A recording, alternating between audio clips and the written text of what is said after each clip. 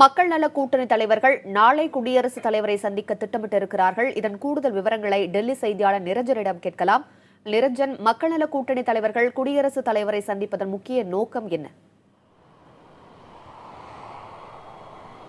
உமா, அதாவது இந்த காவிரி நதிநீர் விவகாரம் தொடர்பாக தொடர்ந்து தமிழகத்தைச் சேர்ந்த அரசியல் கட்சி தலைவர்கள் தொடர்ந்து டெல்லியில் குடியரசுத் தலைவர் பிரணாப் முகர்ஜியை சந்தித்து வருகின்றார்கள்.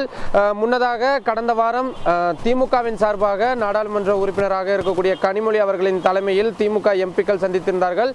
அதன் ஒரு நீட்சியாகத்தான் தற்பொழுது மக்கள் நல கூட்டு இயக்க தலைவர்களும் தற்பொழுது நாளைய தினம் குடியரசுத் தலைவர் பிரணாப் முகர்ஜியை இந்த காவிரி நதிநீர் விவகாரம் தொடர்பாக சந்தித்து பேச உள்ளனர். நாளை மதியம் 1 மணியிலிருந்து 2 மணி இதற்காக வைகோ, திருமாவளவன், முத்தரசன் மற்றும் ஜி ராமகிருஷ்ணன் ஆகியோர் இன்று மாலை டெல்லி வருவார்கள் என்று எதிர்பார்க்கப்படுகின்றது. அதே போல கம்யூனிஸ்ட் கட்சிகளின் நாடாளுமன்ற உறுப்பினர்களாக இருக்கக்கூடிய டி ராஜா மற்றும் டி.கே. ரங்கராஜன் ஆகியோரும் இவர்களுடன் உடன் செல்லவிருக்கின்றார்கள்.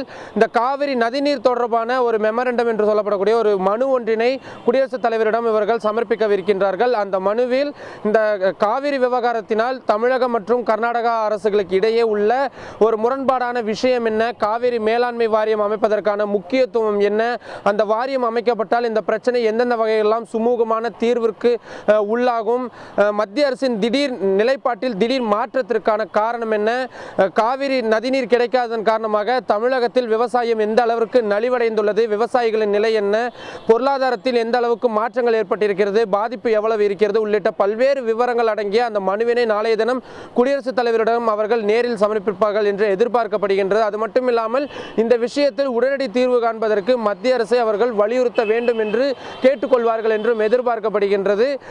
இந்த விஷயத்தை தற்பொழுது டி.கே. ரங்கராஜன், நாடாளுமன்ற உறுப்பினராக இருக்கக்கூடிய டி.கே. ரங்கராஜன் அவர்கள் நம்மிடம் உறுதிப்படுத்தி இருக்கின்றார். நாளை இந்த சந்திப்பு டெல்லியில் நடைபெறுவது உறுதியாகி இருக்கிறது என்று கூறியிருக்கின்றார்.